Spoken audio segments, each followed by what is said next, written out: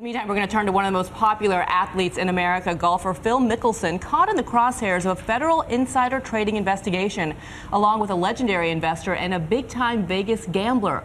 Mickelson, playing in a tournament this weekend, says he's done nothing wrong. This is quite a story, and ABC's Rebecca Jarvis is here with more. Rebecca, good morning. Dan and Bianna, good morning to you. And if Phil Mickelson was at all rattled as he teed off at that tournament in Ohio Saturday, he hit it very well. This morning, new details are emerging about the insider trading investigation.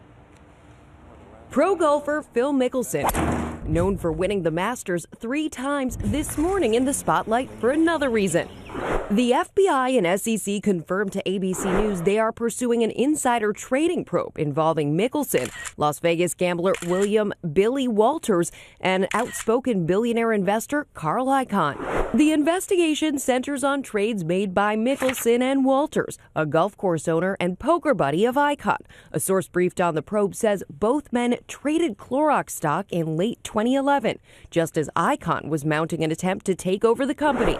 Now, officials want to know if Icahn shared information related to the failed bid with Walters and whether Walters passed along that information to Mickelson. I have done absolutely nothing wrong, and that's why I've been fully cooperating with the FBI agents, and I'm happy to do so in the future, too.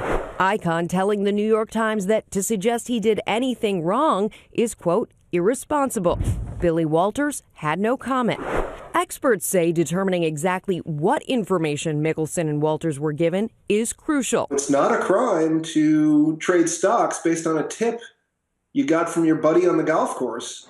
Now, if you know that somebody's giving you information who's not supposed to be giving it to you and you trade on that, that's insider trading. Past probes of high-profile investors have been infamously complicated. In 2004, Martha Stewart served 5 months in a federal prison for obstruction of justice and conspiracy tied to an insider trading scandal. She later settled with the SEC over civil charges.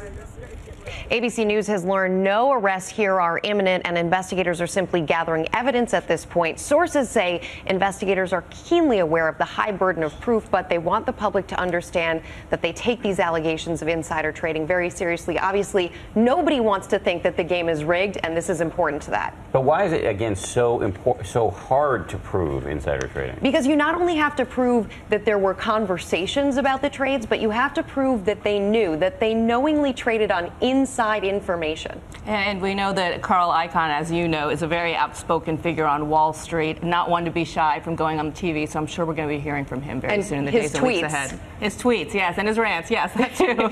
Always fascinating. Thank you, Rebecca. Thanks, guys. Thanks, Rebecca.